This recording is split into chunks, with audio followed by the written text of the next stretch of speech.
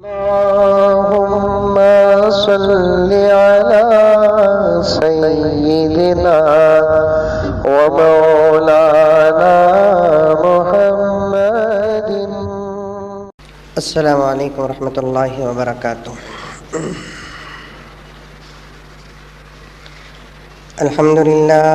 الحمد لله رب العالمين نحمده ونستعينه ونستغفره ونؤمن به ونتوكل عليه ونعوذ بالله من شرور أنفسنا ومن سيئات أعمالنا.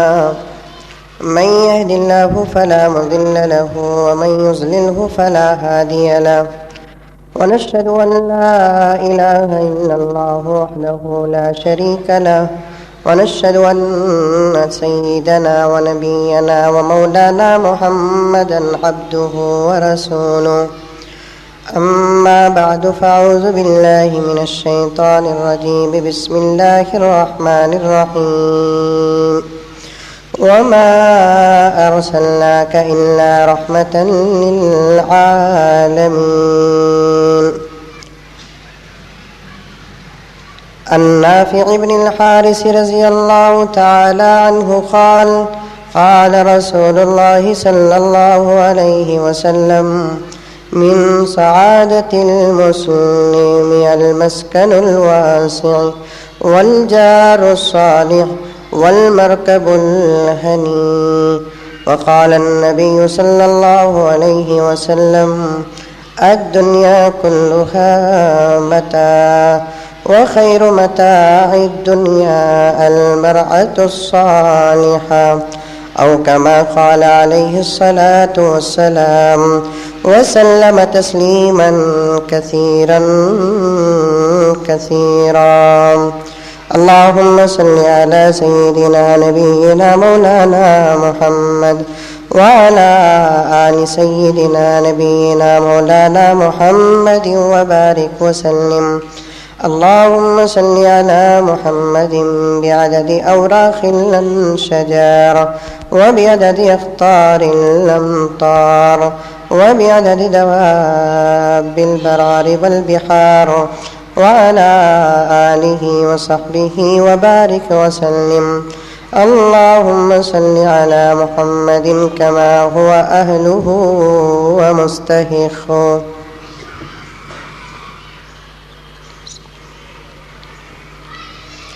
معزز سامعین کرام، بزرگان دین، نوجوانان ملت، گزشتہ جمعہ جو میں آیت تلاوت کیا، اس جمعہ بھی میں نے اسی آیت کو تلاوت کیا ہوں. جیسا کہ آپ لوگوں کو معلوم ہو چکا ہے کہ یہ آیت نبی کریم صلی اللہ علیہ وسلم کی بہترین سیرت کا ذکر فرما رہی ہے. اللہ جب اپنی تعریف فرمایا کہ میں رب العالمین ہوں، سارے عالم کو میں پالنے والا ہوں. رب کہتے ہیں اس ذات کو جو ہر کائنات کے ذرے ذرے کو پالتا ہے. روح المعانی ایک کتاب ہے، اس کتاب کے اندر رب کا ترجمہ کئی صفحات میں ذکر کیا گیا ہے، لیکن ایک ترجمہ پڑھتے ہوئے مجھے بھی رونا آ گیا. صاحب کتاب نے فرمایا رب اس ذات کو کہتے ہیں جو اپنی مخلوق اور بندوں کو کھلاتی ہے اور پالتی ہے، لیکن کبھی احسان نہیں جتاتی. یقیناً اللہ تعالی برسوں سے ہمیں کھلا رہے ہیں، پلا رہے ہیں، ہماری ضرورتوں کی تکمیل فرما رہے ہیں.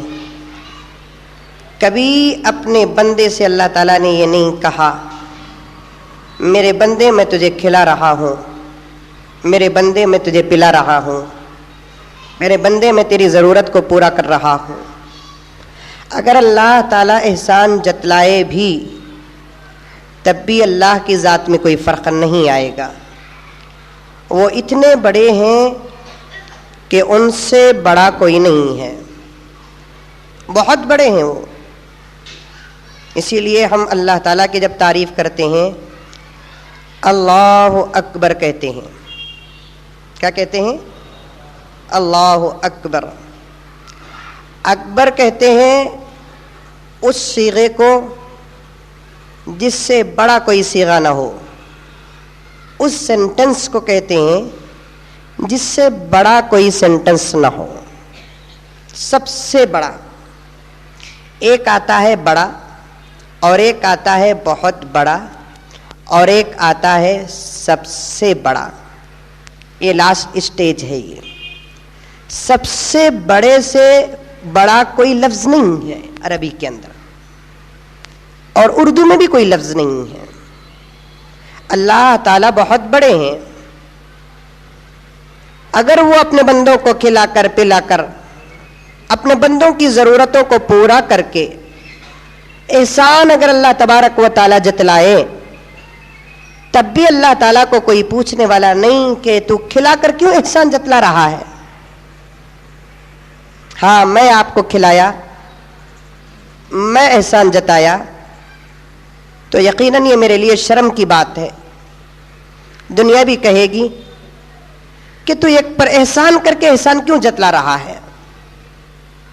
اللہ کے رسول صلی اللہ علیہ وسلم نے احسان جتلانے والے کے لیے ایک مثال پیش کی ہے. اگر وہ مثال ہمارے ذہنوں کے اندر اتر گئی تو میں سمجھوں گا کہ غریبوں پر احسان کر کے ہم لوگ جو اشتہار بازیاں کر رہے ہیں, قسم اللہ کی ایک اشتہار بھی باہر نہیں نکلے گا اگر اللہ کے رسول صلی اللہ علیہ وسلم کی یہ حدیث ہمارے ذہن میں آ جائے. اللہ کے رسول علیہ الصلوۃ والتسلیم نے فرمایا, جو آدمی احسان کر کے جتلاتا ہے, غریبوں پر مدد کر کے جتلاتا ہے, اس کی مثال ایسی ہے گویا کہ وہ خے کر کر اسی خے کو چاٹ رہا ہے. اللہ تعالیٰ نے انسانوں کی تکمیل کے لیے کچھ کو مالدار بنائے ہیں, کچھ کو غریب بنائے ہیں, اور ایک دوسرے سے ایک دوسرے کا فائدہ برابر رکھے ہیں. اللہ تعالیٰ مالدار ہے تو اس کے مال سے غریبوں کا فائدہ ہے, غریب ہے تو اس کی غربت سے مالدار کا فائدہ ہے. سوچنا بے وقوفی ہے کہ غریبوں کو صرف مالداروں سے فائدہ ہے. انتہائی حماقت کی بات ہے یہ کہ مالدار ہی سے غریب کو فائدہ پہنچتا ہے اور غریب اس سے مالدار کو کچھ بھی فائدہ نہیں پہنچتا. یہ بات جس کے ذہن میں آتی ہے وہ انتہائی بیوقوف ہے. اس لیے کہ میں تو کئی مرتبہ عرض کر دیا کہ ایک مالدار سے غریب کو جتنا فائدہ ملتا ہے اس سے کئی درجے زیادہ غریب سے مالدار کو فائدہ ملتا ہے. ایک فیکٹری چلا رہے ہیں, فیکٹری میں 1000 غریب کام کر رہے ہیں. 1000 غریب کو روزانہ یہ مالدار 100 روپے تنخواہ دے رہا ہے. تو 1000 آدمیوں کے 100 روپے جو تنخواہ جا رہے ہیں تو روزانہ کا تقریباً 1 لاکھ روپے ہوگا یا 10,000 روپے ہوگا. لیکن یہ 1000 غریب مل کر جو کام کر رہے ہیں اس کے کام سے اسے جو نفع ہو رہا ہے تقریباً روزانہ 1 لاکھ روپے کا فائدہ ہو رہا ہے. تو اب ذرا سوچ کر دیکھیں کہ غریب سے مالدار کو فائدہ زیادہ پہنچا یا مالدار سے غریب کو زیادہ فائدہ پہنچا ہے. ایک دوسرے کو فائدہ اللہ تعالیٰ دنیا کے اندر رکھے ہیں. اس لیے کسی کو احسان کر کے جتلانے کی ضرورت نہیں ہے. کوئی بڑا آدمی کسی غریب کی شادی کر رہا ہے تو کسی بڑے آدمی کو شادی کرنے کے بعد یہ احسان جتلانے کی اجازت نہیں ہے کہ میں نے فلاں غریب کی شادی کی ہے.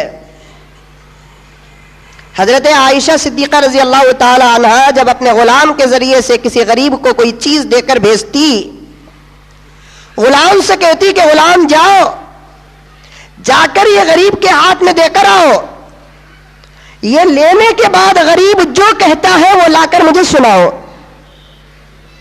غلام جاتا, غریب کے ہاتھ میں درہم و دینار دیتا. ہر لینے والا آدمی دعا کرتا ہے کہ نہیں کرتا؟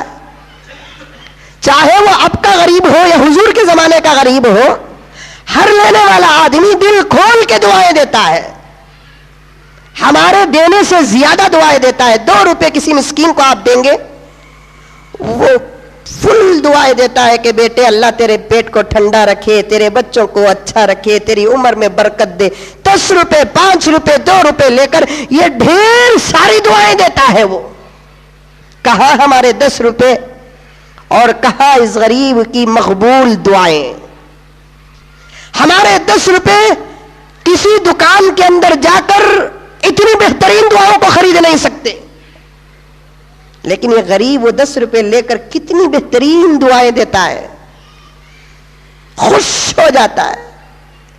یہ غریب آتا ہے کہتا ہے بھوکا ہو کھانا کھلا۔ آپ جیسا کوئی اللہ کا بندہ اٹھایا جیب سے 25 روپے اٹھا کر کہتا ہے کہ بابا جاؤ اس دکان سے اس ہوٹل سے جا کر ایک خشخا لے کر کھا لو۔ اس غریب کو پوچھ کر دیکھیے کہ ایک وقت کے کھانے کا جب اس کے پاس انتظام ہوتا ہے وہ کتنا خوش ہو جاتا ہے اور پوری زندگی کے پیٹ بھرنے کی دعائیں دیتا ہے ہمارے لیے، پوری زندگی کے پیٹ بھرنے کی دعائیں دیتا ہے۔ تو غریب کی دعا بڑی مقبول ہوتی ہے، ہر غریب لینے کے بعد دعا ضرور کرتا ہے۔ حضرت عائشہ صدیقہ رضی اللہ تعالی عنہا فرماتی ہیں اپنے غلام سے کہ جاؤ جا کر غریب کو دے کر آؤ، وہ جو کہتا ہے وہ آ کر مجھے واپس سناؤ۔ غلام جا کر دیتا درہم و دینار اور واپس آ کر کہتا کہ امی جان اس غریب نے یہ دعا دی ہے، یہ دعا دی ہے۔ تو حضرت عائشہ پھر پلٹ کر اس غریب کو وہی دعا دیتی اور کہتی کہ اس کے دعا کے بدلے میں ہماری دعا برابر ہو گئی، میں جو صدقہ کی ہوں کل قیامت میں اس کا اجر تو مجھے مل جائے گا۔ اگر حضرت عائشہ دعا نہ دیتی تو حضرت عائشہ فرماتی ہمارا پیسہ اس کی دعا برابر سرابر ہو گیا ہے، میں چاہتی ہوں کہ میرے پیسے کا اجر کل قیامت میں ملے، وہ دعا دیا تو میں بھی دعا دے دیتی ہوں، میری دعا اس کی دعا برابر ہو گئی، میں جو خیرات کی ہوں اس کا اجر اللہ تعالیٰ کے دربار میں ضرور مجھے مل کر رہے گا۔ کتنی احتیاط تھی احسان کر کے چھپانے کا۔ اللہ تبارک و تعالیٰ کی ذات میں ایک نام آتا ہے رب۔ رب کسے کہتے ہیں؟ بے شمار معنی آتے ہیں تفسیروں کے اندر، ایک معنی آتا ہے وہ ذات جو احسان کر کے کبھی جتاتی نہیں ہے۔ کبھی جتایا اللہ تبارک و تعالیٰ نے؟ نہیں جتایا۔ ہاں جب آپ قرآن پاک پڑھیں گے، پورا قرآن، کتنے پارے ہیں قرآن پاک کے اندر؟ 30 پارے۔ کتنے سورتیں ہیں قرآن پاک کے اندر؟ 114 سورتیں ہیں۔ کتنی آیتیں ہیں قرآن پاک کے اندر؟ 6660 پر 6 آیتیں ہیں تقریباً، کم و بیش۔ کتنے رکوع ہیں قرآن پاک کے اندر؟ 540 رکوعات ہیں۔ پڑھیں گے آپ، ترجمہ بھی اگر آپ پڑھیں گے، ایک آیت قرآن پاک کے اندر ایسی ملے گی جہاں اللہ احسان کر کے جتلا رہے ہیں۔ سمجھ میں آ رہی ہے بات؟ غور سے سن رہے ہیں؟ کھانا کھلا رہے اللہ تعالیٰ کبھی نہیں بتایا کہ میں نے تجھے کھانا کھلایا آج، حالانکہ اس کا کھا کر ہم اس کی نافرمانی بھی کر رہے ہیں، تب بھی وہ کچھ نہیں کہہ رہا ہے۔ ابا جان کے پاس پیسے لے کر اگر ابا کی بات نہیں مانیں گے، ابا جان کیا بولتے ہیں؟ اب بھی پیسے لیا نہ رہے، پیسے ختم ہونے تک تو کم سے کم میری فرما برداری کر لیتا۔ دوست کے احسان کو قبول کرنے کے بعد دوست کے احسان کا اگر جواب نہیں دیں گے تو دوست ناراض، لیکن اللہ تعالیٰ کا کھا کر اللہ تعالیٰ ہی کی نافرمانی کر رہے ہیں، تب بھی اللہ تعالیٰ کچھ نہیں کر رہے ہیں، نہ کر رہے ہیں نہ کہہ رہے ہیں۔ مثال کے طور پر آج ہم میں سے بہت سارے لوگ فجر کی نماز نہیں پڑھے، یہ تو پکی بات ہے۔ بہت سارے لوگ فجر کی نماز نہیں پڑھے۔ فجر کی نماز میں جمعے کے دن عموماً جمعرات، ہفتہ، اتوار، پیر، منگل، چہارشنبہ، 6 دن کے مقابلے میں جمعے کے دن فجر کی نماز میں مجمع بہت کم رہتا ہے۔ بڑی باریک بات کہہ رہا ہوں میں آپ کے سامنے، آج بہت دنوں سے کہنے کی خواہش تھی لیکن آج کہہ رہا ہوں میں، ایک ہفتے کی کتنے دن ہوتے ہیں؟ 7 دن ہوتے ہیں. ہفتہ کب سے شروع ہوتا ہے؟ ارے بولو نا, کب سے شروع ہوتا ہے؟ ویک کب سے شروع ہوتا ہے؟ ذرا بولو. منڈے ہے نہیں.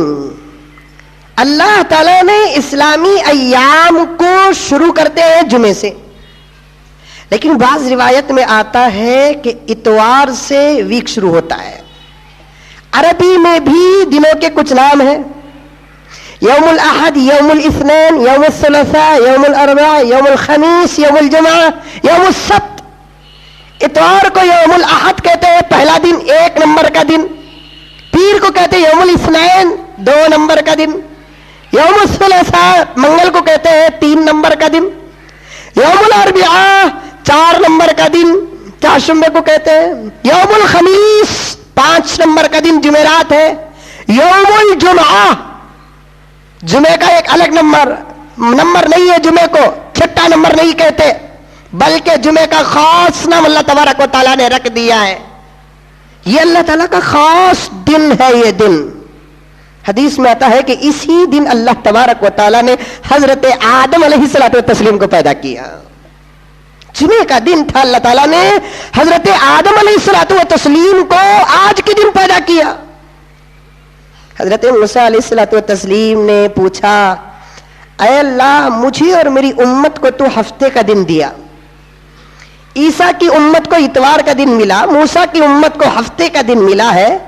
لیکن ہر پیغمبر جانتا تھا کہ ہمارے بعد ایک ایسا پیغمبر دنیا کے اندر آئے گا جسے جو بھی چیز ملے گی وہ ہم سے بہتر ملے گی. اس کی امت کو جو بھی اللہ تبارک و تعالیٰ دیں گے ہماری امت سے بہتر دیں گے. حضرت موسیٰ علیہ الصلوۃ والتسلیم نے اللہ جل جلالہ امن والہ سے پوچھا کہ اے اللہ تو نے ہمیں ہفتے کا دن دیا ہے, میرے بعد جو آخری پیغمبر آئیں گے اس پیغمبر کو تو کون سا دن دیا؟ ہفتے کے دن میں اور میری امت عبادت کرے گی تو خوش ہوگا, ہفتے کے دن میں اور میری امت دعا کرے گی تو قبول کرے گا. لیکن تیرے آخری پیغمبر محمد صلی اللہ علیہ وسلم کو اور اس کی امت کو تو کون سا دن دیا؟ اللہ تعالیٰ فرماتے ہیں کہ اے موسیٰ میں اس امت کو جمعے کا دن دوں گا. حضرت موسیٰ علیہ الصلوۃ والتسلیم نے پوچھا, اے مولا جمعے کی دن کی فضیلت کیا ہے؟ اللہ تعالیٰ نے کہا کہ موسیٰ تم مجھ سے بات کرتے ہو نا؟ ہاں الہ العالمین. کہاں آ کر بات کرتے ہو؟ جب اے اللہ میں تجھ سے بات کرنے کا ارادہ کرتا ہوں تو میں طور کو آتا ہوں, جہاں ٹھہرتے وہاں موسیٰ بات نہیں کرتے. اللہ تعالیٰ جہاں چاہے وہاں موسیٰ کو بات کرتا تھا, لیکن موسیٰ کو جب خواہش آتی کہ میں اللہ سے بات کروں تو وہ جہاں تھے وہاں کھڑے ہو کر بات نہیں کرتے تھے, بلکہ اللہ کو بات کرنے کے لیے ان کو طور کے پہاڑ پر جانا پڑتا تھا. اوپر جا کر 40 رکعت نماز پڑھنے کے بعد اللہ تعالیٰ سے ہم کلامی کا شرف ملتا تھا.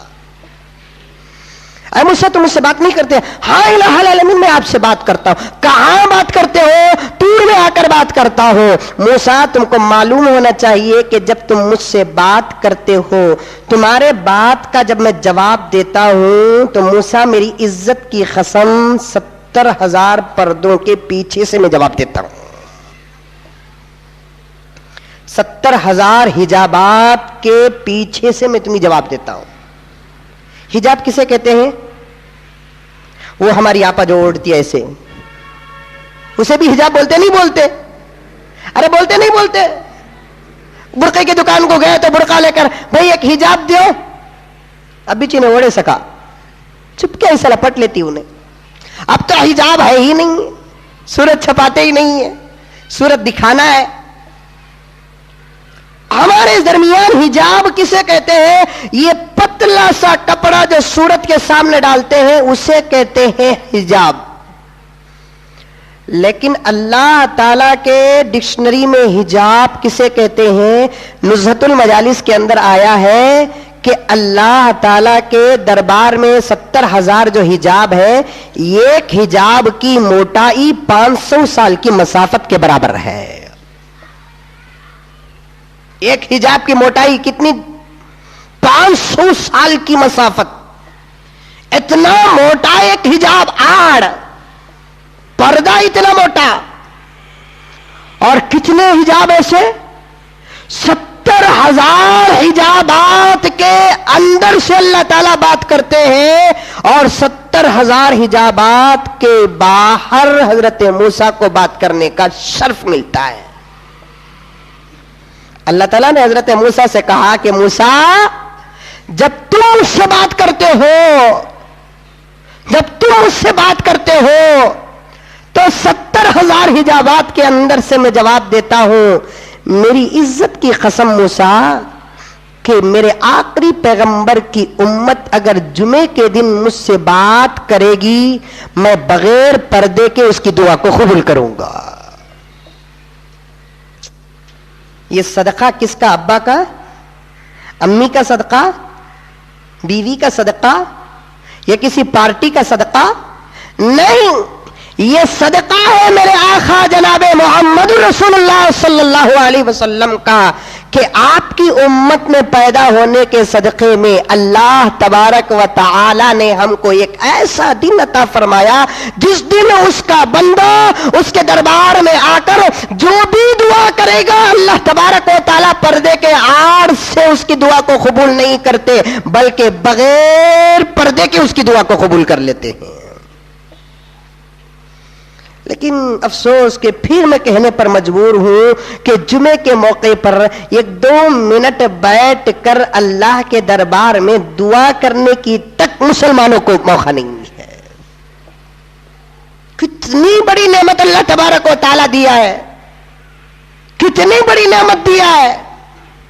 हर जुमा हर मस्जिद के अंदर बोले, मुसलमान के कान में तो बात जाती है, लेकिन दिमाग और अखल में, दिमाग में और कल्ब में बात उतरती नहीं है। इधर 2 रकात फर्ज नमाज पढ़े, उधर हवा हवा होकर बाहर गुजर गए। दुआ यहां नहीं करता मस्जिद में बैठकर, बाहर खड़े होकर पप्पी खा रहा है। मस्जिद में बैठकर दुआ नहीं कर रहा है, बाहर खड़े होकर चबे की नान खा रहा है। मस्जिद में बैठकर दुआ नहीं कर रहा है, बाहर खड़े होकर चाय पी रहा है। 10 मिनट मस्जिद में बैठता नहीं है, आधा घंटा होटल में बैठकर सप्लायर को जब ऑर्डर देता है, वो मुर्गी तलकर लाने के लिए 15 मिनट हो गए तो 15 मिनट होटल में बैठ रहा है, 5 मिनट अल्लाह के घर में नहीं बैठ रहा है। जिसके दिल पे अल्लाह ताला मोहर लगा दे और जिसे मांगने की तौफीक ना दे, तो फिर उसे दुनिया कुछ भी कर नहीं सकती। अल्लाह ताला जिसे देना चाहते हैं उसे मांगने की तौफीक देते हैं, जिसे देना नहीं चाहते उसे मांगने की भी तौफीक छीन लेते हैं। जिसे मांगने का मौका मिल गया वो खुश हो जाओ कि अल्लाह ताला मुझे जब मांगने का मौका दिए हैं तो दे देंगे जरूर। जिसे मांगने का मौका नहीं मिला तो वो फैसला कर ले कि मुझे कुछ भी मिलने वाला नहीं है, इसलिए कि मैं मांगा ही नहीं तो अल्लाह ताला देंगे कहां। बात कहीं से कहीं चले गई। अर्ज कर रहा था आपके सामने मैं कि अल्लाह ताला ने जुमे का मौका दिया है, लेकिन जुमे में देखेंगे आप, हफ्ता, इतवार, पीर, मंगल, चारशुम्मा, जुमेरात, 6 दिन फजर की नमाज में कुछ तो कुछ मुसलमान होते हैं। कुछ का मतलब ऐसा फुल नहीं रहती मस्जिद। फजर में कब को ऐसा फुल रहना सो, वो रमजान ही का बहार है। रमजान में भी डिग्री डाउन, क्या बैटरी डाउन होती जाती है, हसरत बाकी रह जाती है। मस्जिद भी पूरी जिंदगी इस ख्वाहिश में क़यामत तक रह जाएगी कि अल्लाह मैं देखना चाहती हूं कि वो कौन सा मुक़द्दस दिन है जिस दिन की फजर में मेरा पेट भर जाएगा। ऐसी फुल होती है कभी ground floor, first floor, second floor, फजर की नमाज में। अल्लाह ताला ने तो ये सआदत दुनिया की 2 ही मस्जिदों को दिया है, एक मक्के मुकर्रमा की मस्जिद है, एक मदीने मुनव्वरा की मस्जिद है। फजर की नमाज को तो दूर की बात, तहज्जुद में फुल हो जाती है, वो तहज्जुद में फुल हो जाती है। फजर में, फजर कितने बजे पढ़ते हैं? अरे बोलिए, 6 बजे फजर की नमाज है। अगर मक्के मुकर्रमा में 6 बजे फजर की नमाज है तो 5, सवा 5 बजे हरम के डोर बंद हो जाते हैं, अंदर नहीं, अलाउ नहीं। क्यों? फुल हो गई मस्जिद। अब तुमको सामने पढ़ना है, سیلر کو جانا ہے, فرسٹ فلور کو جانا ہے, سیکنڈ فلور کو جانا ہے, ایک دم اوپر ٹیرس کو جانا ہے. اب جہاں تک مطاف کا میدان ہے اور مسجد حرام کا گراؤنڈ فلور ہے وہ فل ہو گیا ہے. اللہ تعالیٰ نے یہ سعادت دو مسجدوں کو عطا کی ہے, ورنہ دنیا کی تمام مسجدیں فجر کی نماز میں آباد ہونے کو ترستی ہے. وہ مسجد مسلمانوں کے محلے میں رہتی ہے, لیکن افسوس کہ وہ مسجد کو آباد کرنے کے لیے مسلمان اپنا بستر چھوڑنے کے لیے تیار نہیں ہے. صاف کہتا ہوں نا میں, ایک مسجد کو کتنے ممبر رہتی؟ ارے بولو جی, کتنے ممبر رہتی؟ جیسا محلہ ویسی کمیٹی ہوتی ہے, ہوتی کہ نہیں ہوتی ہے؟ محلہ بڑا رہا, اے میں بھی با مسجد کا ممبر رہے, اے میں بھی با مسجد کا ممبر رہے, اے میں بھی با مسجد کا ممبر. 17 ممبر, 21 ممبر, 19 ممبر, 25 ممبر, 30 ممبر, کتنے رہتے ہیں؟ اب ایک مسجد کی صف کتنی بڑی ہوتی ہے؟ بعض مسجد کے صف میں 20 آدمی کھڑتے ہیں, بعض مسجد کے صف میں 25 آدمی کھڑتے ہیں, بعض مسجد کے صف میں 30 آدمی کھڑتے ہیں. اگر صدر صاحب سے لے کر سرپرست صاحب سے لے کر 19 نمبر تک کے ممبر اگر فجر کی نماز کو مسجد میں آ جائے, قسم اللہ کی وہ مسجد کی پہلی صف صرف کمیٹی سے فل ہو جائے گی. نہیں آتے. یاد رکھو کہ ہمارے مقدر کا مصلی یہاں پر تیار ہے. اگر ہم اس مسجد کی ہماری جگہ کو فل نہیں کریں گے تو وہ جگہ ہم کو بد دعا دے گی, اور اس صف کی بد دعا لے کر کبھی دنیا کے اندر ہم لوگ کامیاب ہو نہیں سکتے. میرے حال بتانا یہ چاہتا ہوں میں آپ کو کہ ہفتہ اتوار پیر منگل چاشمبا جمعرات یہ 6 دن تو کم سے کم مسجد فجر کی نماز میں 2 یا 3 صف رہتے ہیں, لیکن جمعے کے دن وہ صف میں بھی کمی آ جاتی ہے. کئی کو بول کر بولتا نہیں, بالکل پرسنل بات ہے, یہ سمجھ جانا. کچھ باتیں ہوتی ہیں کھلم کھلا بولنے کی ہوتی ہے, کچھ باتیں چھپانے کی ہوتی ہیں. صاف پوچھتا ہے مسلمان, حضرت جمعے کے دن اگر ملاقات کریں گے تو بہت ثواب کرتے نا حضرت؟ پوچھتا ہے مسلمان.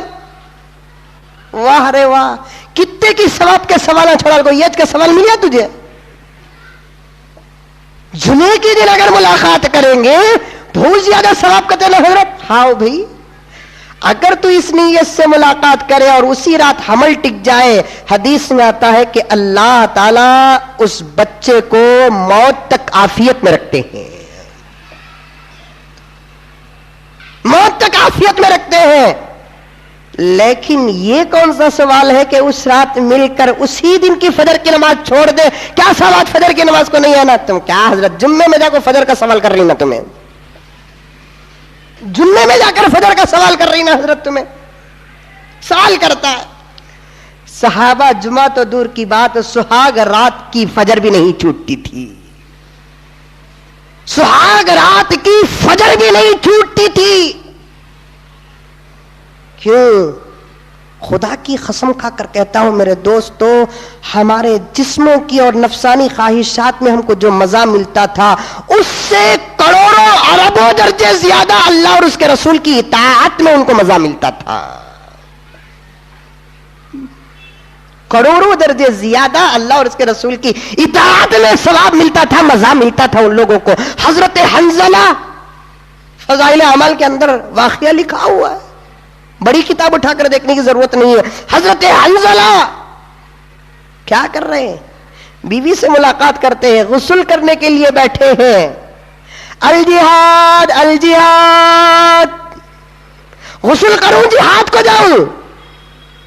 غسل کرتے کرتے دیر ہو گئی یا حمام میں موت آ گئی تو شہادت نصیب نہیں ہوگی. بیوی سے کہتے ہیں آؤں گا تو غسل کر لوں گا, ورنہ میرے غسل کا مالک اللہ تبارک و تعالیٰ ہے. میدان میں اترے, شہید ہو گئے. پیغمبر آ کر دیکھتے ہیں کیا ہے کہ سر کے بالوں سے تازہ تازہ پانی کے ٹپکے گر رہے ہیں. صحابہ نے پوچھا یا رسول اللہ یہاں پینے کے لیے پانی نہیں مل رہا, ان کے سر سے پانی گر رہا ہے. اللہ کے رسول نے فرمایا تمہیں کیا معلوم, میں جانتا ہوں جب یہ شہید ہو گئے تو اللہ تبارک و تعالیٰ نے فرشتوں کو بھیج کر ان کا غسل کرا رہا ہے. فرشتوں کو بھیج کر غسل کرا رہا ہے. بیوی سے مل کر جہاد نہیں چھوڑتے تھے وہ مسلمان، آج بیوی سے مل کر ہم لوگ فجر چھوڑ دیں، فجر چھوڑ دیں بیوی سے مل کر، جمعے کی فجر مسلمان کی ضائع ہو جائے، ایسا مقدس دن جو کل مغرب سے شروع ہو گیا، جمعہ فجر کے بعد شروع نہیں ہوتا، جمعہ اذان کے بعد شروع نہیں ہوتا، کل مغرب سے جمعہ شروع ہو گیا۔ اسی لیے آج کی جو رات ہوتی ہے اسے کہتے ہیں جمعہ رات، یعنی جمعے کی رات، کل مغرب سے شروع ہو گیا، فضیلتیں کل مغرب سے شروع ہو گئی۔ رات کا اہتمام کرتے، فجر کا اہتمام کرتے۔ شریعت یہ نہیں کہتی کہ ملاقات نہ کرو، غسل نہ کرو، صابن برش ضروری ہے غسل کے لیے۔ کتنا آسان طریقہ ہے ناپاک سے پاک ہونے کے لیے، گندے سے پاک ہونے کے لیے، کتنا آسان طریقہ ہے۔ 5 منٹ میں انشاءاللہ نبی کے صدقے میں ہمارا غسل ہو جائے گا،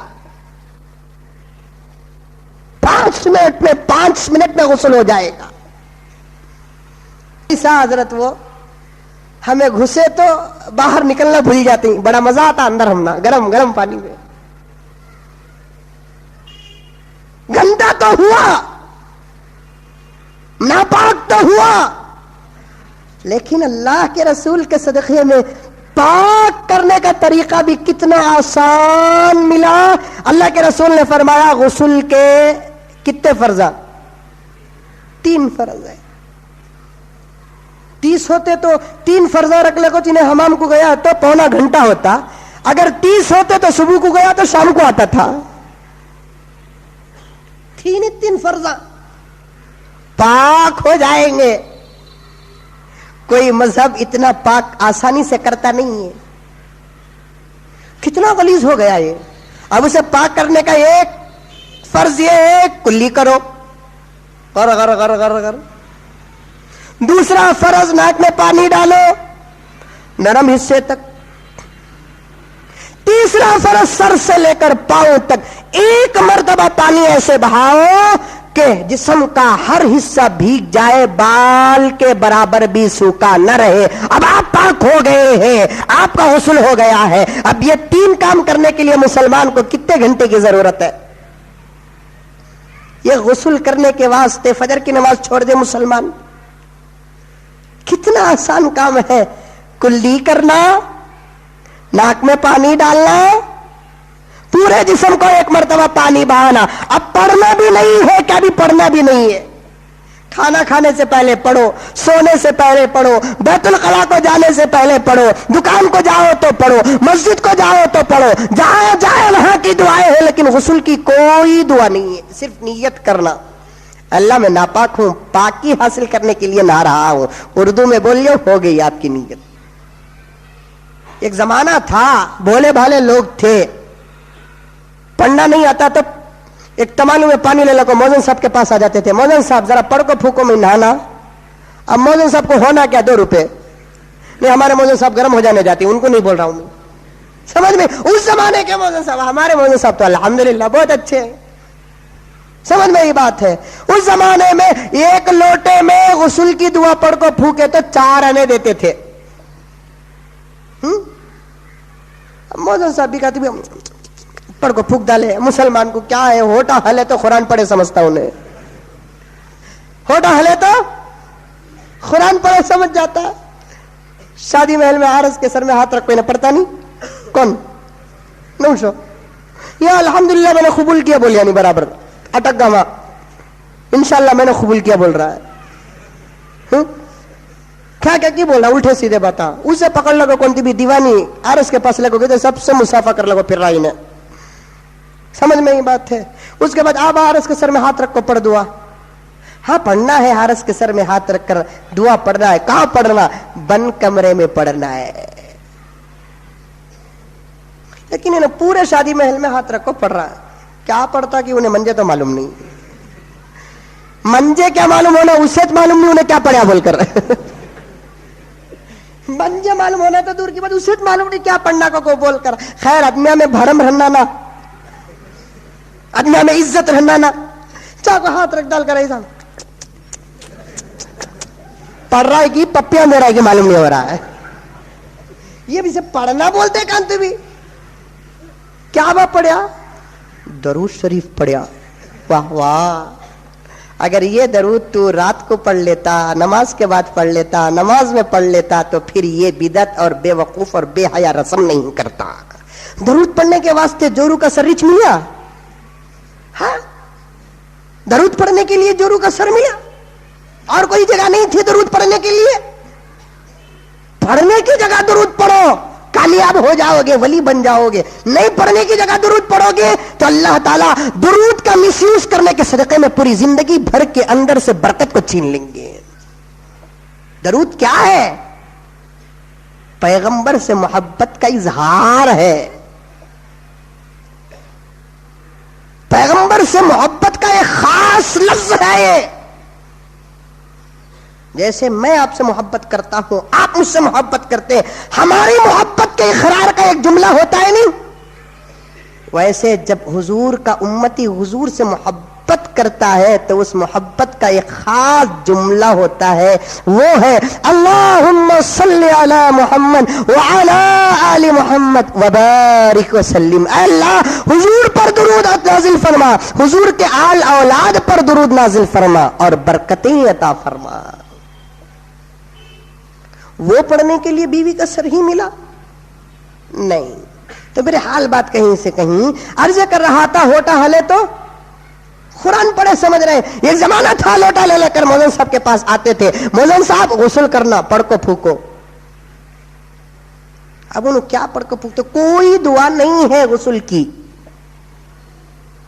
نہ قرآن میں ہے, نہ حدیث میں ہے, نہ صحابہ کی زندگیوں میں ہے, نہ کسی ولی نے کوئی دعا بتائی ہے غسل کرنے کی. نیت کرو, دل کا کام. جسم کا کام کیا ہے؟ 3 کام کرو, کلی کرو, ناک میں پانی ڈالو, پورے جسم کو 1 مرتبہ پانی بہا دو. یہ 3 کام فرض ہیں, سنت طریقے سے کرنا ہے. فرض تو ہے اپنی جگہ پر, لیکن فرض کو سنوارنے کے لیے نبی کی سنت ہے. سنت کسے کہتے ہیں؟ وہ کام جو فرض کے اندر خوبصورتی پیدا کرتا ہے. اب یہ جو کپڑا ہے نہیں, اندر میں جھبا پہنا ہوں, آپ جھبا پہنے ہیں, یہ دکان سے لیتے وقت کیا تھا؟ ایک 4 دیواری ایسا کپڑا تھا, اسے اٹھا کر لپٹ بھی لیتے تو ہماری جسم چھپ جاتی, ہمارا جسم چھپ جاتا, ہماری شرم اور حیا چھپ جاتی. لیکن اس کپڑے کو ہمیں کاٹ کر سی کر اتنا خوبصورت بنائے ہیں کہ یہی فرض خوبصورت بن گیا. سنت کسے کہتے ہیں؟ وہ کام جو فرض کے اندر خوبصورتی پیدا کرے, فرض کے اندر اہتمام آ جائے. اللہ کے رسول نے فرمایا یہ 3 کام تو فرض ہے, لیکن میرا بھی طریقہ تجھے اختیار کرنا ہے. صرف اللہ کے بتائے ہوئے احکامات پر عمل کر کے تو کامیاب نہیں ہوگا, میرے بھی بتائے ہوئے طریقے پر تجھے عمل کرنا ہوگا, تب جا کر تو کامیاب ہوگا. قرآن کہتا ہے وَمَن يُطِعِ اللَّهَ وَرَسُولَهُ فَقَدْ فَازَ فَوْزًا عَظِيمًا. اللہ کی اطاعت کرو اور اللہ کے ساتھ رسول اللہ کی بھی اطاعت کرو, تب جا کر کیا ہوں گے؟ فَقَدْ فَازَ فَوْزًا عَظِيمًا, تم کو بہت بڑی کامیابی ملے گی. نہیں میں اللہ سے بڑی محبت کرتا ہوں, صرف اللہ کیا بولے کہ وہ کروں گا میں, رسول کیا بولے میں نہیں کروں گا, تو پھر وہ مسلمان ہی نہیں ہے بلکہ کافر سے بھی بدتر ہے.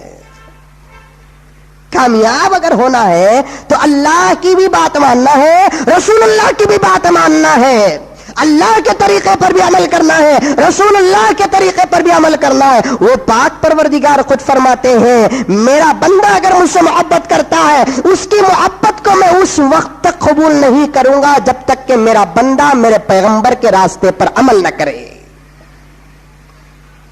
قل ان کنتم تحبون اللہ فاتبعونی یحببکم اللہ ویغفر لکم ذنوبکم واللہ غفور رحیم.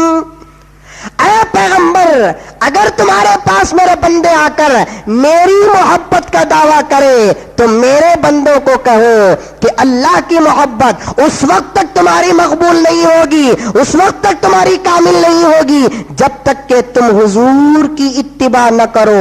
فاتبعونی، میری اتباع کرو، میرے بتائے ہوئے راستے پر چلو، میری سنتوں پر عمل کرو، میرے اشارے پر قربان ہو جاؤ، میری زندگی کو تمہاری زندگی کے اندر لے کر آ جاؤ۔ اس کے بڑے بڑے فائدے ہیں۔ پہلا فائدہ یہ ہے، تم کیا خدا کو محبت کرو گے؟ اگر تم حضور کی سنت پہ عمل کرو گے تو خدا تم سے محبت کرے گا۔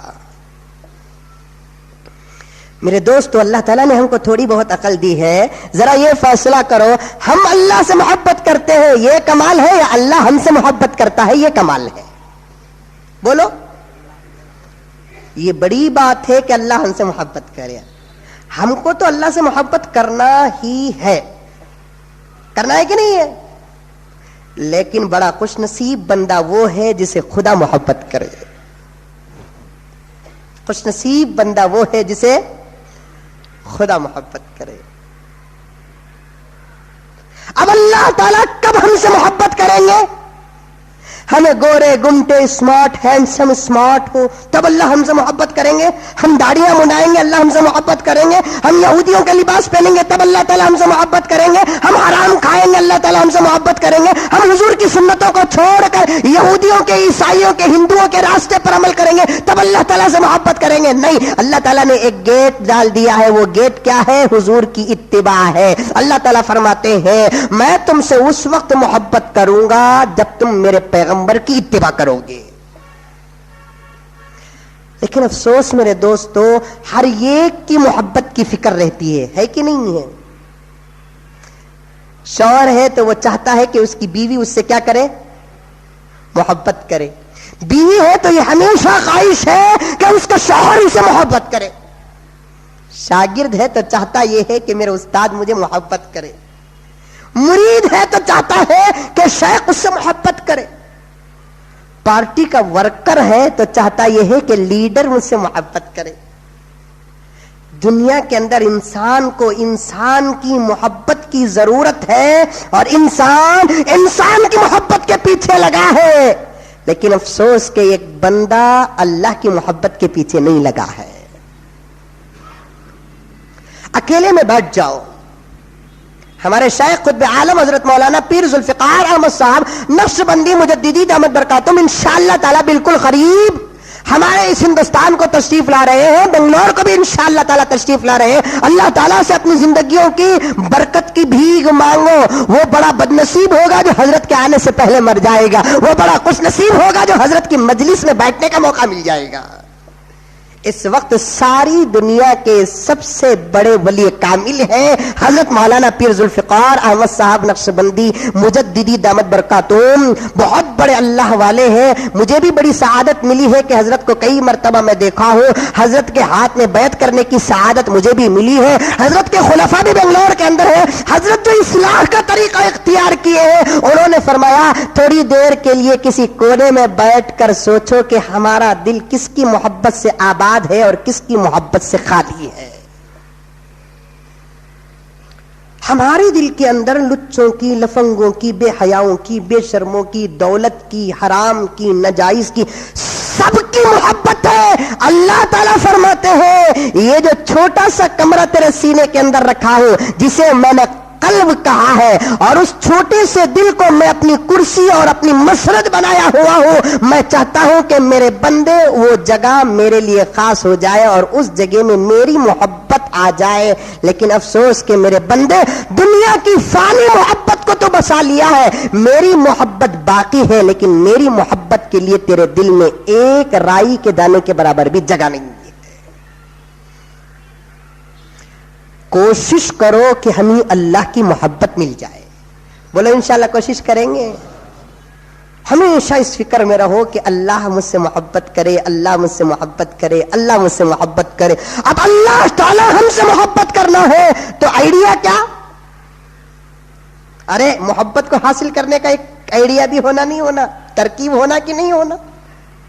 اب ایک لڑکی ہے یہ گھر کے پاس، یہاں سامنے، ہمیں معلوم ہے کہ یہ لڑکی بڑی خوبصورت ہے، اس کا بابا بھی اچھا ہے، کما رہا ہے، اب اسے کئی ساتھ بھی میں پٹانا.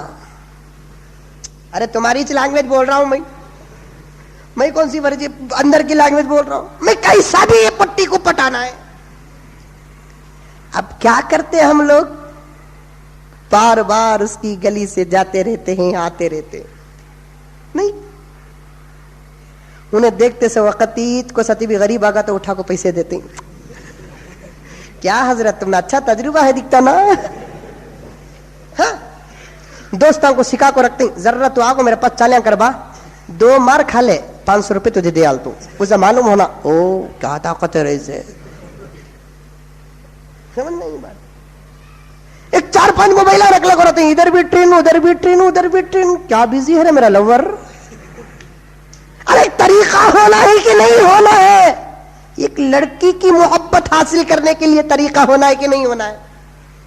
بغیر طریقوں کے محبت اس زمانے میں نہیں ہوتی. بچہ بھی ذرا اچھے اچھے کام کرتا ہے تو تب جا کر ماں باپ کو محبت آتی ہے.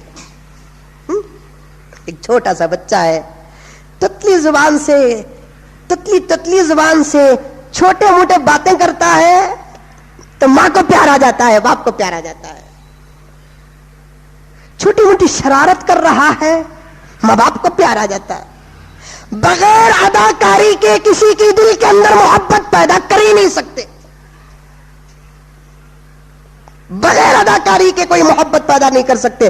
استاد کے دل کے اندر شاگرد کی محبت اگر آنا ہے، شاگرد کو اپنے علم کا مظاہرہ استاد کے سامنے کرنا پڑے گا. جب شاگرد اپنے علم کا مظاہرہ کرے گا، اچھا سبق یاد کر کے استاد صاحب کو سنائے گا، تو تب جا کر استاد کے دل کے اندر شاگرد کا سکہ بیٹھے گا. شاگرد کے محبت، او میرا شاگرد دیکھو کتنا اچھا پڑھا.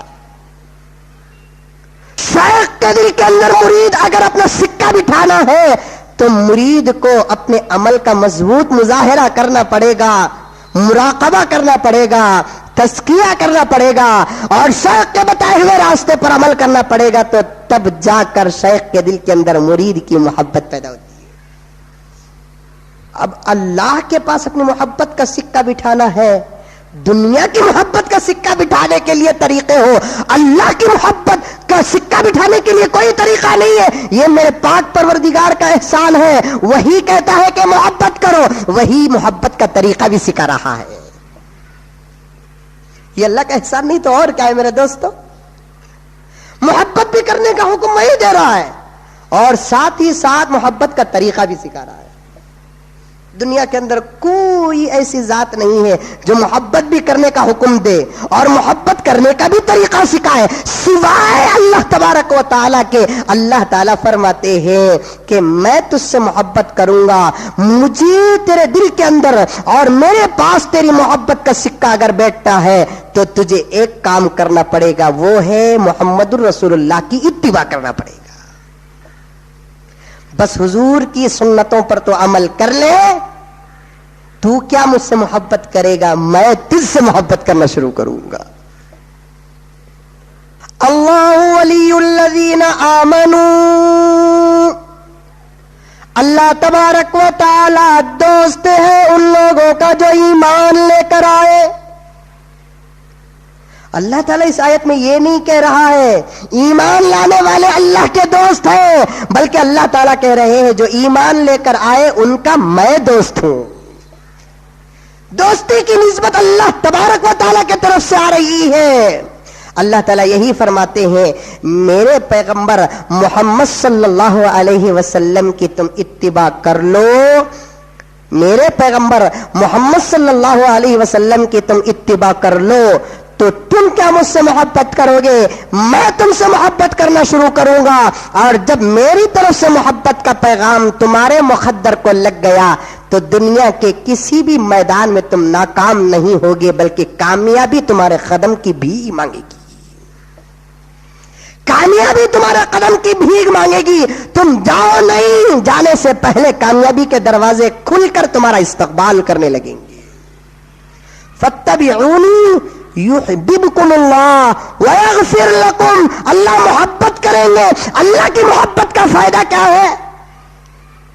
دوستو بڑی باریک باتیں اللہ تعالیٰ ذہن میں ڈال رہے، وہ آپ کے ذہن میں بٹھانے کی کوشش کر رہا ہوں، سمجھنے کی پوری کوشش کر کے اٹھو. ہر محبت کا فائدہ ہونا کہ نہیں ہونا؟ ارے چپ کے دیوانے کیسے کا محبت کرتے ہیں؟ وہ ایک مجنون تھا، بے وقوف کہیں کا، بیکار کا، لیلا سے محبت کرنے لگا. ہمارے نوجوان بیکار محبت نہیں کرتے، محبت کے اندر بھی ہزاروں مقصدیں پوشیدہ ہوتی ہیں. ہماری محبت میں ہزاروں فائدے پوشیدہ ہوتے ہیں. کام فائدے کے بغیر کرنا دیوانگی ہے، فائدے کو سامنے رکھو تب کامیابی ہے. اللہ تبارک و تعالیٰ بھی یہی فرماتے ہیں، تم عبادت کرو، تمہارے سامنے فائدوں کی لسٹ ہے. ایک لسٹ کیا ہے کہ تمہیں دنیا کے اندر سکون ملے گا، اور ایک لسٹ کیا ہے تم کو جنت ملے گی، اور ایک لسٹ کیا ہے میری رضا ملے گی. اور ہر فائدہ، دنیا کے اندر سکون کا بھی فائدہ ہے، جنت بھی تم کو ملے گی، ساتھ ہی ساتھ میری رضا بھی ملے گی. ان تین چیزوں میں سب سے بڑا فائدہ یہ ہے کہ میری رضا ہے. اب عبادت کرو تو کس نیت سے کرو کہ میری عبادت سے اللہ خوش ہو جائیں گے. اب اللہ تعالیٰ خوش ہو گئے تو دنیا بھی سکون کی مل گئی، جنت بھی مل گئی. تو اب اللہ تعالیٰ سے محبت کا فائدہ ہونا کہ نہیں ہونا؟ چپ کے کیا محبت کرے؟ اللہ سے محبت کر رہے ہیں اور اللہ تعالیٰ ہم سے محبت کر رہا ہے. اب ان دونوں کے آپسی محبت کا کوئی فائدہ ہونا کہ نہیں ہونا؟ اللہ تعالیٰ فرماتے ہیں، اے میرے بندے، اگر تو میرے پیغمبر کی اتباع کر لے گا تو میں تجھ سے محبت کروں گا. یہ پہلا فائدہ ہے. دوسرا فائدہ یہ ہے کہ تیرے گناہ پورے معاف کر دوں گا. یغفر لکم ذنوبکم، تیرا گناہ پورا معاف. اب تیرا نام اعمال کلین چٹ ہو جائے گا، بالکل صاف ہوگا. تو آئے گا میرے پاس حساب دینے کے لیے. 70 سالہ زندگی کا حساب دینے کے لیے تو میرے پاس آئے گا. 60 سال کی زندگی کا حساب دینے کے لیے تو میرے پاس آئے گا. 50 سال کی زندگی کا حساب دینے کے لیے تو میرے پاس آئے گا. لیکن میں تجھ سے جو محبت کیا نبی کی اتباع کے صدقے میں، اللہ فرمائیں گے تیرا حساب لیتے ہوئے بھی مجھے شرم آئے گی. میرے قریب نہیں بلاؤں گا، بلکہ بغیر حساب کے تجھے جنت کے اندر داخل کر دوں گا. دعا کرو کہ اللہ تعالی ہم کو بھی ایسی محبت عطا فرمائے اور بغیر حساب کے جنت میں جانے والوں میں شامل کر دے. خالی آمین بولنا کمال نہیں ہے، عمل کرنا بھی کمال ہے. اللہ کے رسول فرماتے ہیں، میری امت کے 70,000 افراد ایسے ہوں گے جن کو اللہ تعالیٰ بغیر حساب کے جنت میں داخل کرے گا. وہ 70,000 افراد میں سے ہر ایک فرد ایسا ہوگا جن کے سائے میں 70,000 افراد رہیں گے، جن کو اللہ تعالیٰ بغیر حساب کے جنت کے اندر داخل کریں گے. تو ان خوش نصیبوں میں اللہ تعالیٰ میرا بھی، آپ کا بھی، آپ کے ماں باپ کا، میرے ماں باپ کا، آپ کے اساتذہ کا، میرے اساتذہ کا، آپ کے شیوخ کا، میرے شیوخ کا، آپ کے خاندان والوں کا، میرے خاندان والوں کا، آپ کے محلے والوں کا، میرے محلے والوں کا، میرے دوستوں کا، آپ کے دوستوں کا، سب کا نام داخل کرے. اللہ تبارک و تعالیٰ کا خزانہ بڑا ہے، سب کے خزانے کم ہوں گے لیکن خدا کا خزانہ کم نہیں ہوگا. بات بتانا یہ چاہتا ہوں میرے دوستو کہ ایک فرض ہے غسل کا طریقہ کیا؟ 3 کام کرنا. کتنا؟ کلی کرنا، ناک میں پانی ڈالنا اور پورے جسم کو ایک. یہ تو فرض ہے، پاک ہو جائیں گے. لیکن اور اپنے غسل کے اندر پاکی حاصل کرنے کے لیے اللہ کے رسول صلی اللہ علیہ وسلم نے فرمایا کہ ذرا میرا طریقہ بھی اختیار کر لے، تیری پاکی میں سہانا آ جائے گا، خوبصورتی آ جائے گی. کیا کرنا ہے؟ سنت طریقہ بھی کوئی 1.5-2 گھنٹے کا کام نہیں ہے. بس حمام کے اندر داخل ہونے کے بعد اللہ کے رسول نے فرمایا پہلے تیرے جسم میں کہاں غلیظی لگی ہوئی ہے اسے پہلے دھو دے. ہاں دھو لیے، یہاں لگی ہے، یہاں لگی ہے، یہاں لگی ہے، دھو دیے. اس کے بعد اللہ کے رسول صلی اللہ علیہ وسلم نے فرمایا کہ اب ایک مرتبہ ایسا وضو کر جیسا تو نماز کے لیے وضو کرتا ہے. اس وضو میں 2 کام ذرا اندر سے کر لے. کیا؟ کلی ذرا اچھا کر لے، ناک میں پانی ذرا اچھا ڈال لے، بس وضو کر لے، وضو کر لے، اچھے طریقے سے وضو کر لے. اس کے بعد 3 مرتبہ سر میں پانی ڈال. اچھا ایسا ڈال، آہستہ ڈال، زور سے نہ ڈال. ورنہ پانی تیرے سر کے بالوں سے پھسل کے گر جائے گا, جڑوں تک نہیں پہنچے گا. اسی لیے حضرت علی ہمیشہ سر منڈاتے تھے. کسی نے پوچھا علی آپ ہمیشہ سر منڈاتے ہیں؟ اللہ کے رسول صلی اللہ علیہ وسلم کے سر میں بال تھے. حضرت علی نے کہا یہ پیغمبر کی طاقت تھی جو سر کے بالوں کا بھی حق ادا کرتے تھے. ہم کمزوروں سے سر کے بالوں کا حق ادا نہیں ہوتا. مجھے تو ان بالوں سے نفرت ہے, اس لیے کہ اللہ کے رسول نے ڈرایا ہے غسل کے وقت اگر ایک بال بھی سوکھا رہ جائے گا غسل نہیں ہوگا, غسل نہیں تو نماز نہیں, نماز نہیں تو جنت نہیں. اچھا اطمینان سے پانی ڈالنا کی کہتا ہمارے بالا 3 میری کی چوٹی ڈالے سکا ہے. اچھا آرام سے چوٹی ڈال سکتے, یہ بڑے بڑے بالا 3 مرتبہ پانی ڈال, کیونکہ مرد کے لیے بالوں کی جڑوں تک پانی کا پہنچانا فرض ہے. ہر بال گیلا ہو جائے. اس کے بعد 3 مرتبہ سیدھے ہاتھ طرف سے پانی اٹھا کر ڈالے, اچھا لگڑے. 3 مرتبہ بائیں ہاتھ طرف سے پانی ڈالیں. 3 مرتبہ سیدھے کمر کے پاس سے پانی ڈالیں. 3 مرتبہ بائیں کمر کے پاس سے پانی ڈالیں. یقیناً ایک میں اگر نہیں بھیگا ہے تو 2 میں بھیگ جائے گا, 2 میں نہیں بھیگا ہے تو 3 میں بھیگ جائے گا. لازمی بات ہے کہ 3 میں تو ضرور بھیگ جائے گا. اب آپ کا سنت طریقے سے غسل ہو گیا. آقا نے فرمایا اگر جسم میں گرد ہے, کوئی گیل میل ہے, کچیل ہے, اسے صاف کرنے کے لیے اللہ کے رسول نے فرمایا صابن بھی استعمال کر سکتے ہیں, لیکن میری امت کا بہترین صابن ہے ریٹھا. ریٹھا دیکھو ہی کب بھی نہیں دیکھے, کہاں دیکھو ہی کوئی سی میت کو نہلاتے وقت ملتا سو ہمارے گھر میں. اب اس وقت ہے گھر کے اندر ریٹھا, زندے کب بھی ریٹھے سے نہائے. آقا نے فرمایا ضعیف حدیث ہے, نزہۃ المجالس کے اندر لکھا ہے میری امت کا بہترین صابن ریٹھا ہے. دنیا کا صابن فیکٹری میں بن رہا ہے, خدا کا صابن خدا کے درخت میں بن رہا ہے.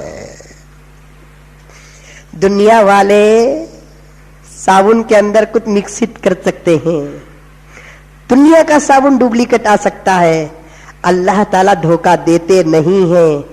اللہ کا صابن بھی دھوکہ نہیں ہے, ریٹھا پکا ہے. رات کو بھیگنے ڈالے, صبح کو فل کف آ کر رہتا ہے, اٹھا کر لگڑو. اس نیت سے لگڑو کہ میرے آقا نے بھی استعمال کیا, میں بھی استعمال کر رہا ہوں. نیت اگر پاک ہے تو وہ نہانا تمہارے لیے مغفرت کا سبب بن جائے گا. ریٹھا ریٹھا نہیں. پنساری کے دکان میں جا کو بھائی ذرا میت کا سامان دو, اتنا بولے تو انہیں کیا کیا دینا پورا دے ڈالتا. صابن بھی دیتا اس میں. میت کو نہلا ڈالنے کے بعد پورا صابن کا لگڑ کو نہلا ڈالتی میت کو. کب بھی نہلا کو ہی نہلاتے وقت کھڑ کو ہی ہول دھڑکا. وہ کاپور کی بات سن گے تو الٹا پوچھتے ہیں کیا با محلے میں کبھی جنازہ گیا کی, کاپور کو بھی جنازے کو کیا تعلق ہے.